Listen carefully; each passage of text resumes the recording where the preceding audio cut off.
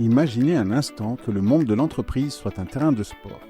Les objectifs sont vos lignes d'arrivée, les concurrents vos adversaires et chaque jour est une nouvelle compétition.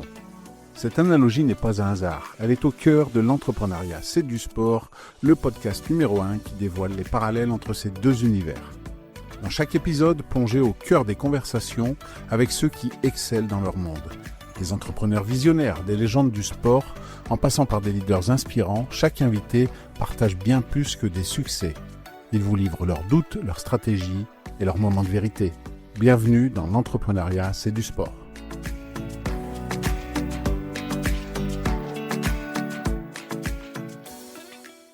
Bonjour à tous et bienvenue dans un nouvel épisode du podcast L'entrepreneuriat, c'est du sport. Mon invité du jour, Guillaume Sarfati. Bonjour Guillaume.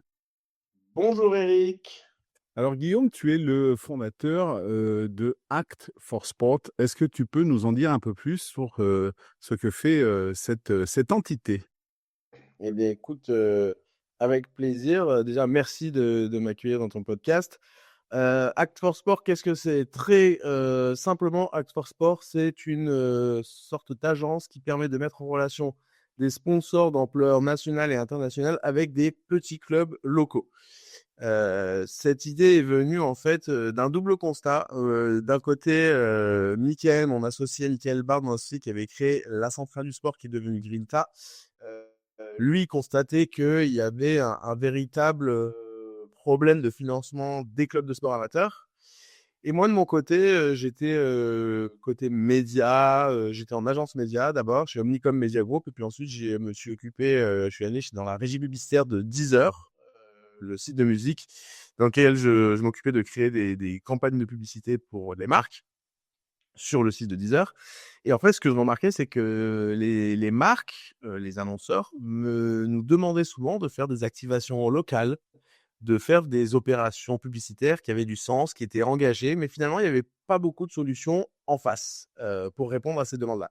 Et donc, du coup, à mi-chemin entre les demandes des clubs de trouver un nouveau modèle de financement et ce besoin de se financer autrement, et puis les marques qui avaient cette envie de faire quelque chose de local et d'engager, il y avait un truc absolument incroyable, c'était le maillot de ces sportifs et sportifs. Et finalement, on s'est dit que si on était en mesure de proposer aux marques de sponsoriser, d'offrir des équipements à des centaines, des milliers de clubs de sport amateurs, on allait d'un côté aider les marques à créer cette nouvelle façon de communiquer en local plus intelligente, et puis de l'autre, apporter un nouvel élément de financement aux clubs de sport amateurs. Et donc, c'est de ce double constat qu'est née cette idée de proposer aux grandes marques nationales et internationales de venir sponsoriser des milliers de petits clubs locaux. Et du coup, l'entrée, c'est à la fois le côté grande marque qui cherche des clubs, mais également les clubs qui cherchent des marques. Vous avez ces deux entrées possibles pour Act for Sport, c'est ça? Exactement. Alors en fait, on va d'un côté, nous, mon travail, moi, au quotidien, c'est d'aller chercher ces marques, de contacter la direction marketing de Groupama, d'Unibet, de Uber Eats, etc. Et de leur dire, voilà, nous, on offre cette possibilité de faire des campagnes engagées. De l'autre, ensuite, quand on va avoir cette signature, on va mettre en place l'opération, et bien là, les clubs, eux, on va les solliciter pour qu'ils s'inscrivent. Donc en fait, d'un côté, nous, on cherche un maximum d'annonceurs parce que c'est eux qui vont avoir les moyens de financer nos opérations. Et puis ensuite, on fait savoir au plus grand nombre possible de marques, de clubs, pardon, qu'ils ont la possibilité de s'inscrire à notre opération. Et donc, les clubs, par exemple, sur une opération, on va avoir, en fonction du sport, mais si on parle par exemple de football, entre 3 et 8 000 clubs qui vont candidater. Si c'est une opération nationale, si c'est une opération internationale, c'est évidemment encore plus. Donc voilà, oui, d'un côté, on va chercher des annonceurs, et là, c'est un vrai travail de commercial, et de l'autre, on va chercher des clubs, et là, c'est plus un système de candidature en digital. Et du coup, quand vous avez fait un partenariat avec une grande entreprise, elle va vous dire, bah voilà, pour les clubs de foot, par exemple, de tel niveau, par exemple des jeunes ou des ados ou des adultes, pour chaque club qu'on va retenir, on va offrir un jeu de maillot, un jeu de chaussettes, un équipement entier. Et après, il y a un certain nombre de clubs qui sont retenus. Ils vont vous dire, c'est pour 1000 clubs. Et après, c'est vous qui faites le tri, c'est ça? Exactement. Alors, en fait, ce qu'il faut bien comprendre, c'est que nous, ce qu'on va proposer, c'est d'abord une capacité de ciblage ultra chirurgicale. Aujourd'hui, quand on va proposer de sponsoriser 500 clubs, les 500 clubs, on connaît leur géographie, leur situation géographique. On sait également la catégorie d'âge qu'on va proposer à l'annonceur. On sait le sexe des joueurs et joueuses. On connaît pas mal de choses. Et donc, du coup, ça va nous permettre, en amont, de préciser ça avec l'annonceur. Je prends un exemple très concret. Aujourd'hui, Groupama, il sponsorise 130 clubs de cyclisme en France. Ces 130 clubs de cyclisme, le brief, il est très clair. Il faut qu'ils soient à une distance raisonnable, donc à moins de 20 km d'une agence Groupama qui est répartie partout sur le territoire. Il faut qu'il y ait un minimum de 20 licenciés. Il faut qu'ils aient une histoire intéressante à nous raconter, qu'ils aient des réseaux sociaux sur lesquels ils soient actifs. Et puis, on peut imaginer tout un tas de critères. Par exemple, chez Groupama, il n'y a pas de critères d'âge, mais il pourrait y en avoir. Par exemple, dans le football avec Unibet, eh ben, on est obligé de sponsoriser uniquement des joueurs qui ont plus de 18 ans. Donc, on a cette capacité de ciblage chirurgical, mais il en va aussi de notre force de conseil de proposer aux marques, en fonction de leurs objectifs, de cibler telle catégorie d'âge, de cibler telle catégorie de joueurs. Typiquement, avec Back Market, eux, ils avaient un objectif de ce double, féminiser la cible et aller chercher des gens dans les territoires un peu plus reculés. Et donc, on a lancé cette campagne, la Champions League, 200 clubs sponsorisés par Back Market en multisport, rugby, basket, foot, hand, volley, uniquement des équipes féminines et des équipes qui sont réparties partout sur le territoire et en particulier en dehors des grandes villes. Donc, du coup, voilà, on a cette capacité à répondre aux objectifs marketing de nos clients. Et donc, Act for Sport a été créé en 2018. 5 ans après, en termes d'équipe autour de toi pour gérer tout ça, vous êtes à peu près combien? Comment ça s'est développé? Combien vous avez aidé de clubs au total? Est-ce que tu as quelques chiffres à nous donner comme ça, Guillaume? Alors effectivement, on a créé en 2018. On va dire qu'en 2018, on s'est mis autour de la table et on s'est mis pendant 1 ou 2 mois à écrire l'offre, à imaginer comment on allait conceptualiser la chose. On est arrivé sur le marché vraiment en 2019 avec une proposition bien ficelée et les premiers clients qu'on est allé voir. C'est allé assez vite puisque les premiers à nous avoir fait confiance, c'est Unibet. Unibet, l'opération a été lancée en avril 2019. Petit fait, le petit fun fact, mais qui est cool, c'est que au bout d'une semaine, il y a eu tellement de candidatures, on a dépassé les 1500 candidatures à la fin de la première semaine. C'était la première fois qu'il y avait une opération comme ça qui était lancée sur le marché du football. Ils ont doublé le nombre de clubs. C'est-à-dire qu'on est parti avec 50 clubs sponsorisés. Ils nous ont appelé, ils nous ont dit on part sur 100 clubs à sponsoriser. On va pas se mentir, dans la vie d'une entreprise, quand ça commence comme ça, c'est un bon signal qui est envoyé. Et 15 jours plus tard, pour la petite histoire, on lançait Big Mats. Et ces deux annonceurs sont toujours là 5 ans plus tard. Donc, on a créé quelque chose qui permet aux marques de s'inscrire dans le temps, d'écrire une vraie histoire. Pour revenir à ta question sur les chiffres, aujourd'hui, on a dépassé les 5000 clubs qui sont sponsorisés, en tout cas qui ont été soutenus par certains de nos clients. Et on a franchi la barre des 130 000 licenciés qui ont été équipés.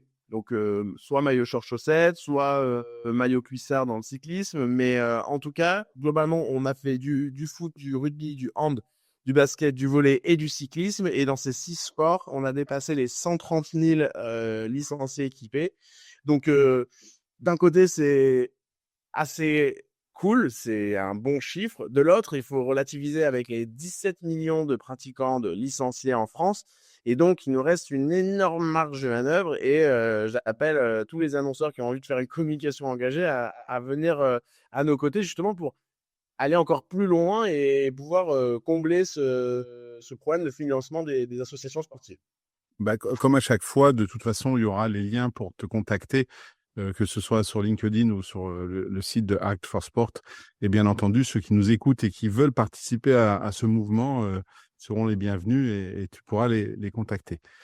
Et du coup, est-ce que dans les sports que tu as cités, les sports collectifs plus le cyclisme, est-ce qu'il y a le sport dans lequel tu aurais aimé être un champion? Alors, pas du tout dans les sports qu'on a nous. Figure-toi que je prends beaucoup de plaisir quand je suis dans cet écosystème du sport business à dire avec beaucoup de fierté que je suis pas un sportif. Parce qu'en fait, aujourd'hui, quand on travaille dans le sport business, tout le monde est passionné de sport, tout le monde fait du sport et tout. Je viens absolument pas de là, moi, même si j'ai toujours pratiqué un peu de sport sur le côté, mais je suis pas un gros sportif passionné. Du coup, pour répondre à cette question, moi, j'ai plutôt, j'aurais aimé être un champion plutôt parce que le style me plaît beaucoup, d'un sport de glisse, le surf, le skate, qu'importe, les sports de montagne. Mais en tout cas, on va dire que ma mentalité se rapproche vachement plus du style californien du surf qui m'a beaucoup fait rêver quand j'étais adolescent que un rugby ou un rugbyman ou un footballeur. Voilà. Donc moi, j'aurais été plus un gros fan de sport de glisse, même si aujourd'hui dans la mentalité et quand on monte une entreprise comme ça là, j'ai une admiration infinie pour le sport collectif et toutes les valeurs qu'il va mettre en avant, qui va permettre de faire régner justement, qui est un reflet de la société. Donc, à titre personnel, j'adore la culture sport de glisse, mais je dois avouer que j'aime beaucoup les valeurs des sports. Justement, en parlant de sport de glisse, il y a eu une bascule quand ces sports de glisse ont pris de l'ampleur. Au début de ces sports de glisse, quand ils ont commencé à être médiatisés, c'était voilà, on s'éclate, la liberté, etc. Et puis certains ont commencé à venir aux Jeux Olympiques, hein, je pense au snowboard, etc. Et les premières éditions olympiques de ces sports, c'était bon, on n'a pas gagné, mais on s'est éclaté, on a bien ridé. Et aujourd'hui, ça prend quand même un autre sens. C'est-à-dire qu'aujourd'hui, ceux qui participent aux Jeux Olympiques dans ces disciplines veulent gagner la médaille d'or. Avec cette notion de performance et où l'aspect peut être un peu je m'éclate, je suis libre, c'est sympa, et passe au second plan. T'en penses quoi de ça? Ah, c'est une question. Je suis très partagé sur le sujet. Il y a eu un documentaire qui était sorti sur Canal qui s'appelait Le Biarritz Surf Gang, je crois, et qui était assez exceptionnel. C'était un mélange d'images documentaires et de dessins animés qui racontait un petit peu les origines du surf en France et puis cette vague de mecs, puisque c'était quand même très masculin au départ, qui ont voyagé en Australie, en Californie et qui sont revenus en France, qui ont importé le surf et qui l'ont déployé. Et il y avait cette notion effectivement de faire la bringue la veille d'une compétition et d'en avoir absolument rien à faire. Et surtout, le pire, c'est qu'ils gagnaient parce qu'ils jouaient sur le talent. Euh, et je crois que c'est ça qui m'attire moi dans ces sports-là, et c'est cette mentalité que j'aime, c'est ce côté être capable de faire la bringue et d'être performant quand même. Aujourd'hui, ça s'est ultra professionnalisé. Il y a aujourd'hui une manne financière qui est complètement différente de l'époque aussi. Mais finalement, c'est un reproche presque qu'on pourrait faire de manière générale. Je suis par moments un petit peu attristé par l'exigence qu'on demande aujourd'hui à un des sportifs pros. C'est-à-dire que je trouve qu'on a un petit peu perdu en poésie. Je prends un exemple très concret. C'est pas forcément un joueur que je porte dans mon cœur, mais je prends l'exemple de Neymar. Neymar, aujourd'hui, il est critiqué parce qu'il fait clairement la bringue à côté de jouer au football. Pour autant, il a un talent indéniable. Et c'est des choses qu'on n'aurait pas critiquées il y a 20, 30 ans. Je veux dire, Maradona, est-ce qu'on critiquait son style de vie en dehors du terrain? Il faut croire que, en tout cas, a priori, non. Et c'est un demi-dieu. Et pourtant, est-ce que je pense qu'il fait Neymar le dixième de ce que pouvait faire Maradona? Donc, il y a comme ça cette espèce de perfectionnisme aujourd'hui où il faut qu'un joueur, ce soit un Mbappé, lisse, nickel, qui prend la bonne parole dans les médias, qui fait pas d'extra, etc. Ça vient de la médiatisation, de l'over-médiatisation, ça vient de la professionnalisation, ça vient des enjeux financiers qui sont complètement décorrélés de la réalité dans laquelle on vit. Donc, oui, je trouve qu'il y a un côté où effectivement on perd peut-être un petit peu en poésie. Par contre, on gagne aussi énormément en performance. Et aujourd'hui, on voit ce que peuvent envoyer des snowboarders, ce que peuvent envoyer même des footballeurs. Bah, c'est plus la même, hein. Ça va plus vite, ça va plus fort. Et donc, du coup, bah, c'est plus spectaculaire, ça passe mieux à l'écran. Donc, il faut trouver un mix des deux. Mais je crois que si on veut être pro aujourd'hui, on n'a plus le choix. Faut être très, très exigeant avec soi-même et pas faire d'écart. Et du coup, tu le disais, t'es pas sportif dans l'âme à la base. Mais est-ce que pour toi, par rapport à ce que tu viens de dire, c'était travailler dans le monde du sport, c'était quand même ce côté avec aider le sport amateur et pas forcément que le sport performance. Est-ce que toi, c'est quelque chose qui te nourrit de dire que tu vas aider des personnes lambda qui vont pas chercher à gagner le Tour de France, à être champion d'un quelconque sport, mais qui pratiquent le sport pour ce qu'il est, c'est-à-dire un moment de partage, de plaisir, etc. C'était important pour toi dans le milieu du sport d'être sur cette optique-là? Oui, alors, je vais répondre en deux temps. D'abord, pour moi, ça va bien plus loin que. En fait, tu poses la première brique de ce qu'est le sport amateur, mais pour moi, ça va beaucoup plus loin. Le sport amateur, c'est à mes yeux, et je l'ai découvert déjà parce que je le connaissais quand même un petit peu. On a tous, quoi qu'il arrive, un pied de près ou de loin dans un club de sport amateur. On y est allé quand on était gamin. On connaît quelqu'un qui pratique quelque chose de toute façon. Et puis, j'y reviendrai après, quand on est parent, on va amener ses enfants dans un club de sport. Au-delà de la pratique, le club de sport, c'est une transmission de valeurs collectives dans les sports co, mais même dans les sports individuels. Quand on est dans un club de judo, on doit respecter aussi son institution, on doit respecter son coach. C'est aujourd'hui un moyen exceptionnel pour certains minots de s'en sortir. Quand on vient d'un milieu ultra défavorisé, le club de sport dans lequel on va aller, c'est aussi rencontrer quelqu'un de différent de son professeur, de ses parents, et une oreille enfin une écoute qu'on va apporter qui sera différente. J'en suis convaincu. Moi, j'ai été bénévole dans un club de sport, dans un club de rugby à Saint-Ouen, et les minots le samedi matin écoutent d'une manière différente quand ils viennent au soutien scolaire que quand c'est leurs parents ou leurs professeurs. C'est une évidence. Au-delà de l'apport sociétal que peut avoir un club de sport, j'ai la conviction que c'est un des derniers lieux de vie en communauté, où vont pouvoir se fréquenter l'avocat, le facteur, le policier, le chômeur, le notaire, le médecin. Tous ces gens-là qui vont tout au long de la semaine avoir des milieux de CSP complètement différentes, de catégories sociales, professionnelles complètement différentes, et puis qui, une fois qu'ils auront chaussé leurs crampons, mis leur cuissard, eh bien, vont être mis sur un pied d'égalité, parce que ce qui va leur faire être là à ce moment-là, bah, c'est leur passion. C'est pas est-ce que je suis riche, est-ce que je suis pauvre, est-ce que j'ai un métier intéressant ou pas. Et je trouve que c'est fondamental. Dans notre métier au quotidien, on est amené à voir que des gens du même écosystème. Et finalement, on peut être vite décoré de la vraie vie. Et donc, je trouve que c'est effectivement hyper important de pouvoir avoir ce genre de discussion avec des gens issus de tout milieu. Et donc, pour toutes ces raisons, le club de l'association sportive a une nécessité de continuer de vivre. On parle aussi énormément de sport santé, comment faire du sport aux gens autrement que par le sport scolaire, qui peut parfois être super contraignant et pas forcément aimé des gens. Et donc, du coup, pour toutes ces raisons, on a à cœur de soutenir les associations sportives. Et pour revenir à ta question sur qu'est-ce qui m'anime, écoute, c'est assez simple.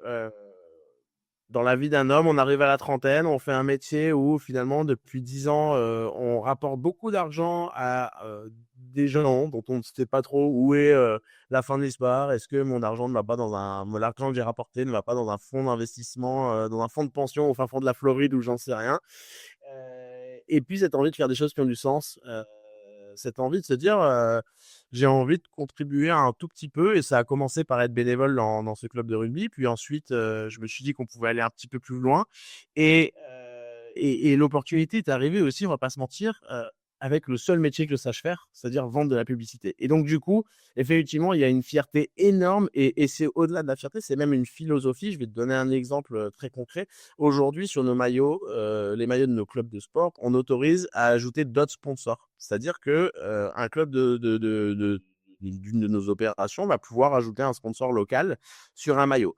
Pourquoi? Tout simplement pour ne pas faire l'exact opposé de notre mission, c'est-à-dire ne pas tuer le club. Parce qu'en fait, on vient lui prendre sa face principale, ce qui peut être le plus rémunérateur sur un maillot, c'est-à-dire la face avant. Mais du coup, s'il ne peut pas mettre d'autres logos sur d'autres sponsors, ok, c'est super, il a des maillots, mais il ne peut plus se financer. Donc, on va autoriser à avoir dans le dos, sur les manches, d'autres logos. Il faut prendre l'exemple très concret de Groupama, sur lequel il y a plus d'une dizaine d'emplacements libres pour pouvoir ajouter d'autres sponsors autour de Groupama. Et ça, par exemple, ça fait partie de la philosophie qu'il faut réussir à faire comprendre à nos annonceurs, pour qu'ils comprennent l'importance de leur mission, et qu'elle ne consiste pas juste à envoyer des équipements. Voilà. Donc, c'est tout ça, effectivement, qui fait une immense fierté, effectivement, dans ce métier qu'on fait. Du coup, j'ai hâte d'entendre la réponse à la deuxième question habituelle, qui est est-ce qu'il y a un champion ou une championne qui t'a inspiré ou qui t'inspire, et voir qui tu as pu choisir, et voir le sens que tu donnes à ce choix, justement. Alors, je vais essayer de ne pas me tromper dans la prononciation, mais j'ai voulu répondre justement de manière un petit peu plus actuelle. Et moi, c'est sportif, c'est Clarisse Abegninou qui m'a juste fasciné récemment, quand à l'issue de sa compétition, elle est allée donner le sein à son gamin. En judo. Comment? En judo. En judo, oui, oui, en judo, oui, effectivement.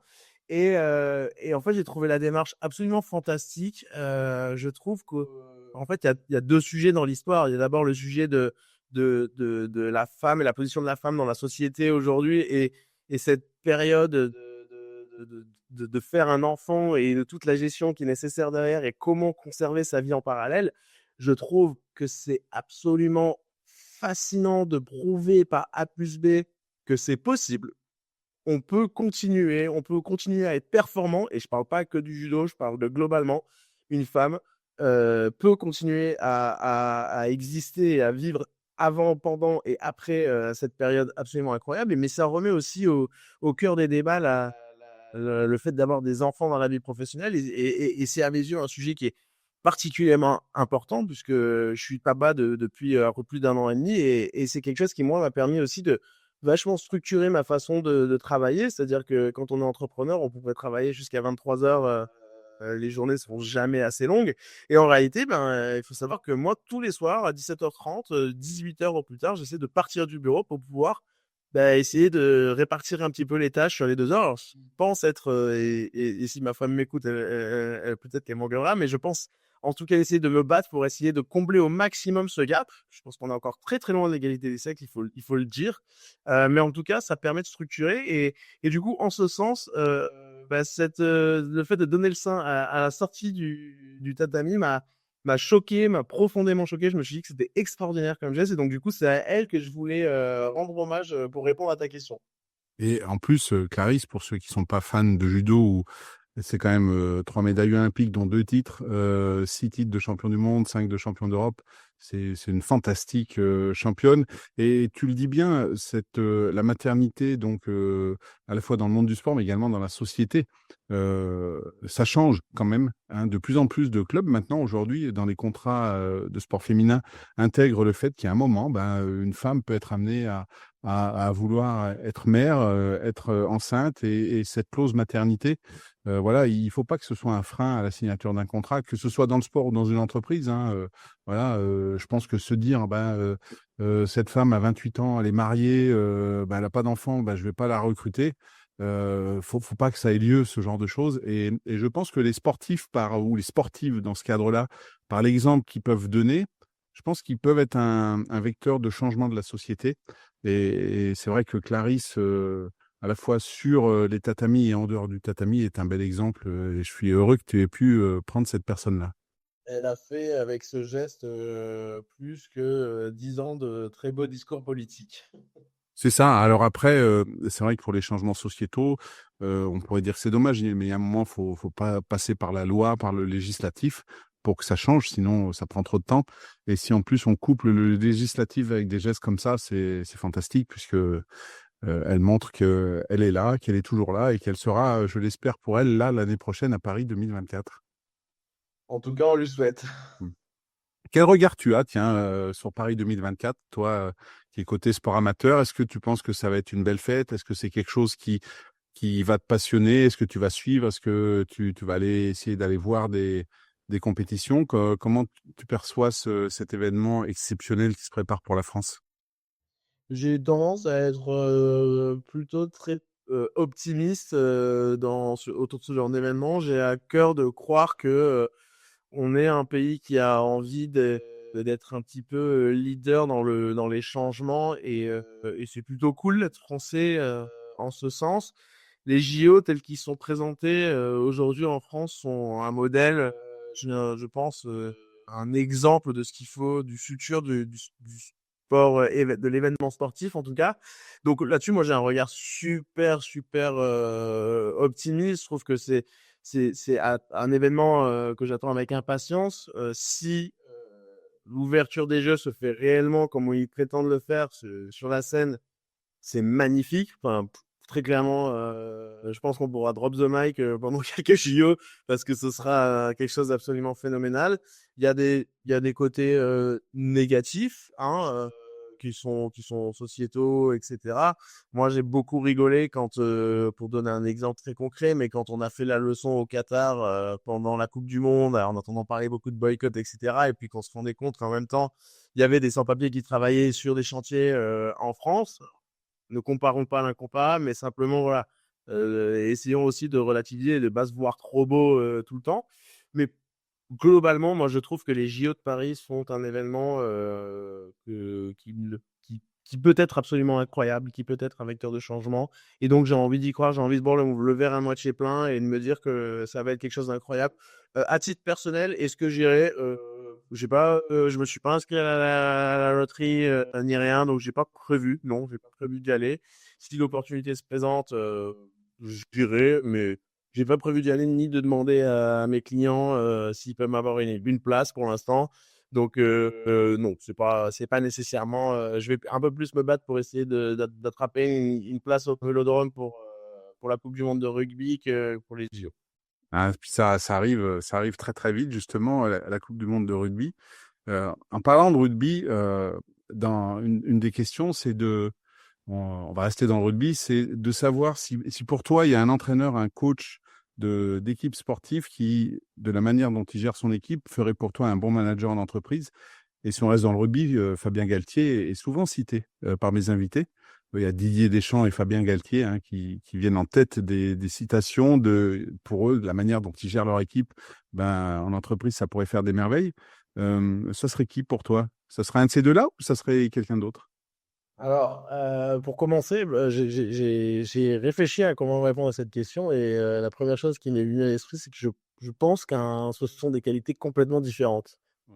Je ne sais pas dans quelle mesure est-ce que je suis un bon dirigeant d'entreprise, mais ce que je sais, c'est que je serais un absolument pitoyable entraîneur d'une équipe quel que soit le sport. Et je pense que l'inverse, ce serait très très compliqué pour un entraîneur d'un sport quel qu'il soit de venir dans le monde, de venir diriger l'entreprise. Je pense que ce sont des valeurs qui sont complètement différentes. Pour moi, il y a deux choses. Je trouve effectivement que Fabien Galtier a réussi quelque chose d'absolument génial en introduisant une importance phénoménale à la data dans le rugby. Et c'est, ne l'oublions pas, c'est pas souvent dit, mais c'est grâce à ça que l'équipe de France a gagné en performance ces dernières années. L'analyse très très pointue de la data a été quelque chose d'essentiel pour l'équipe de France. À côté de ça, moi, je suis quelqu'un qui fonctionne énormément à l'émotion. On peut même dire que c'est mon seul et unique montrage. Je suis beaucoup plus émotion que data. Et j'ai été marqué par des discours. Et l'un des derniers qui m'a le plus fait vibrer, c'était le discours de Pascal Duprat pour maintenir le TFC il y a quelques années, qui avait été repris en générique de promotion de la Ligue 1 par Canal+. Fantastique en fait. Et là, on vibre, là, on vit le football comme une série, comme un film. Et en fait, moi, c'est ça qui m'attire. Donc, pour répondre à ta question, pour moi, il n'y a pas de qualité. Je pense que les qualités sont très, très différentes. Nous, on en fréquente certains sportifs et coachs. Et vraiment, c'est pas du tout la même mentalité. C'est pas du tout les mêmes assets sur lesquels il faut appuyer. C'est pas du tout les mêmes attentes qu'on va avoir des gens à qui on va parler. Donc je pense que c'est difficilement le parallèle est difficile, j'en suis convaincu. Et après, pour répondre, deux approches, une approche très data que Fabien Galtier va pouvoir avoir, et puis une approche beaucoup plus sur l'émotion que Pascal Duprat a pu avoir ce jour-là. Et c'est un exemple, hein, mais ici, j'aime bien au bureau, nous ici, on essaie d'avoir une grande transparence, de s'applaudir quand il y a des victoires. Et c'est ce que j'ai l'habitude de dire aussi à l'équipe, c'est qu'on fait un métier qui est assez incroyable quand même, c'est que on peut célébrer des victoires, on a des défaites, on a des moments difficiles, mais on peut célébrer des victoires. Et il n'y a pas beaucoup de métiers où on peut le faire, hein. Je prends un exemple, j'ai rien contre les comptables, mais un comptable, il n'a pas un moment où dans son bureau, on va pouvoir tous se congratuler d'avoir gagné un budget ou j'en sais rien. Nous, on a vraiment ce côté-là qui peut être aussi un petit peu émotionnel et j'aime bien effectivement apporter cette émotion dans notre façon de diriger l'entreprise. Après, je sais pas si un comptable en fin de mois, quand il y a des payes à faire et qu'il arrive à bien les faire et dans le délai imparti, qu'il n'y a pas d'erreur, peut-être que lui, dans son métier, c'est ce plaisir-là qu'il trouve et qu'il célèbre. Et je n'ai absolument, c'est pour ça que je dis, j'ai pris vraiment le premier exemple qui m'est passé par l'esprit, je n'ai absolument rien contre les comptables. Dieu merci, ils existent et ils sont là et ils font un travail que je suis bien incapable de faire. Mais oui, oui, bon, peut-être que d'autres choses, mais il y a dans le métier du sponsoring sportif de très très belles émotions qu'on pourrait parfois assimiler à celles du sport. Tu parlais de Galtier et de la data. En début d'épisode, tu citais la data, toi, comme étant un point fort de ton offre, puisque c'est quelque chose qui permet à tes partenaires, entreprises et clubs d'être liés, puisque tu vas dire, bah, telle entreprise, tu citais Back Market, Unibet ou Groupama, bah, voilà, moi, je recherche telle cible, et c'est la data qui te permet aussi, toi, d'être là-dedans. C'est un point important dans votre entreprise, c'est un point auquel tu consacres beaucoup d'énergie, peut-être d'argent également, ou de talent homme dans cette recherche de la data? C'est un point essentiel. C'est, justement, comment est-ce que Act for Sport a réussi à venir se différencier sur ce marché? C'est justement en gérant mieux la data, tout simplement parce qu'aujourd'hui, ce que la barrière qu'a réussi à franchir, Act for Sport, c'est de créer cette conversation entre des milliers de sportifs et sportifs et des annonceurs. Aujourd'hui, un annonceur est incapable de venir parler à autant de gens qui sont passionnés par une thématique très spécifique. Et nous, donc, du coup, on a à la fois un asset technologique qui est très important pour justement filtrer, découper les candidatures et nous assurer d'avoir la bonne personne qui correspond au bon club qui va venir répondre à nos questions pour qu'on puisse le connaître. Et puis ensuite, il y a toute la hiérarchisation de la data qu'on va récolter. Et cette hiérarchisation, elle est hyper importante pour nous permettre de savoir, bah oui, le club que vous souhaitez recruter correspond parfaitement à ce que vous recherchez.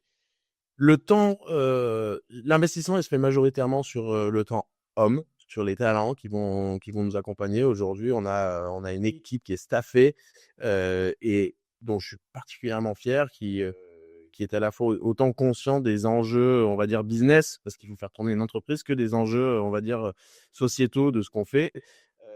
Des gens qui sont fiers de pouvoir justement, soutenir le sport amateur et qui du coup le font avec une immense passion et c'est surtout du temps on qu'on va consacrer et puis, aussi, bah, des moyens financiers pour avoir les bons outils, et leur permettre justement de pouvoir s'armer le mieux possible pour répondre à ces enjeux-là. Et à côté de cet enjeu à la fois humain, côté hard skill et technologique, est-ce qu'il y a toi une qualité que tu associes aux sportifs de haut niveau que tu n'as pas et que tu aimerais avoir pour qu'aujourd'hui, dans ton quotidien, soit ça se passe mieux, tu sois plus performant, plus serein? Est-ce qu'il y a une qualité qui te vient à l'esprit? Alors je sais pas si j'ai envie de l'avoir parce que du coup, finalement j'ai appris à À faire prendre sans? du temps. J'ai appris à faire sans, mais je suis, quelqu'un d'ultra dépendant de l'équipe.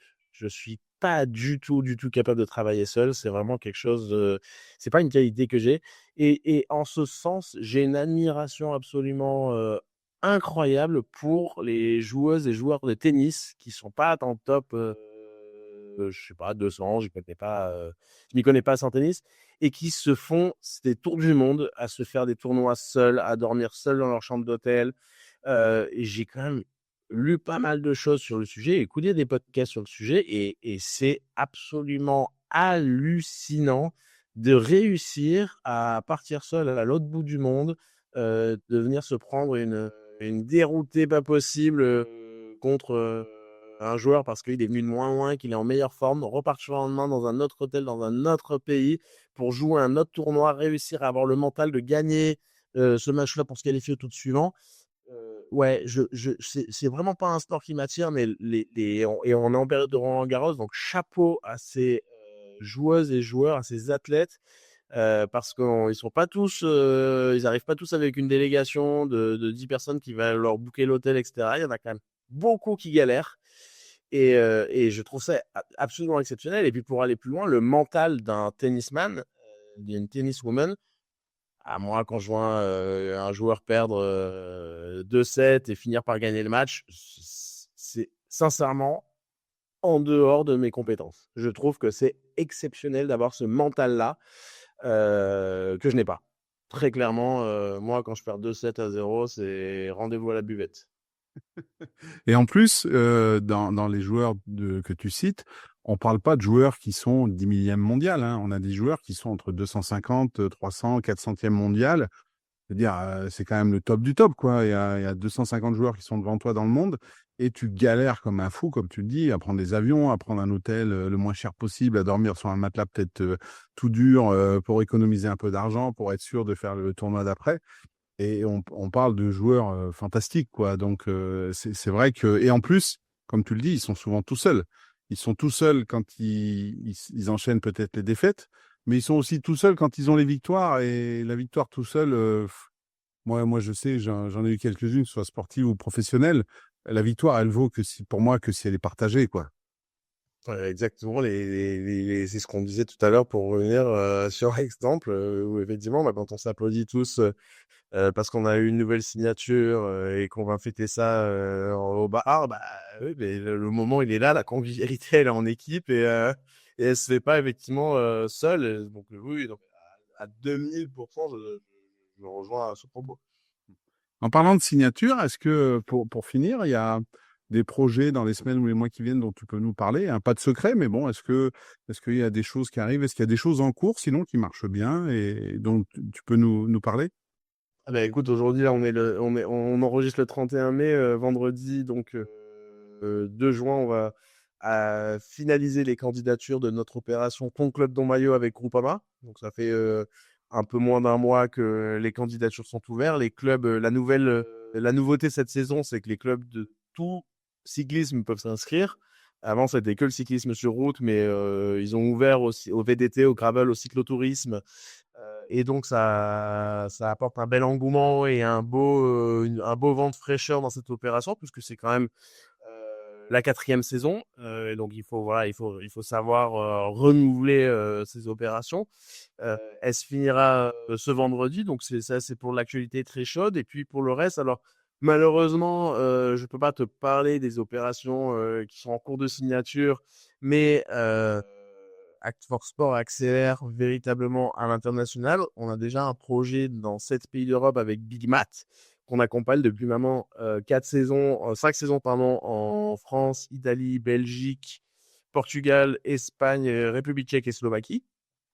Et on est en train de signer un nouveau deal en Belgique.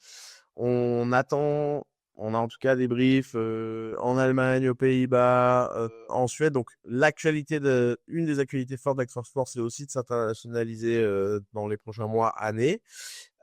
Et puis, il va y avoir également toutes les activations des opérations qui sont en cours, avec une qu'on attend avec impatience, c'est le reveal des maillots de l'opération Uber Eats, où, pour reprendre un petit peu dans le détail, Uber Eats, qui est notre client depuis l'année dernière, a lancé un programme pour sponsoriser 50 clubs, mais ces 50 clubs ont eu accès à un designer qui a pris le brief, qui a écouté l'histoire qu'avait envie de raconter Clock, qui leur a dessiné un maillot unique.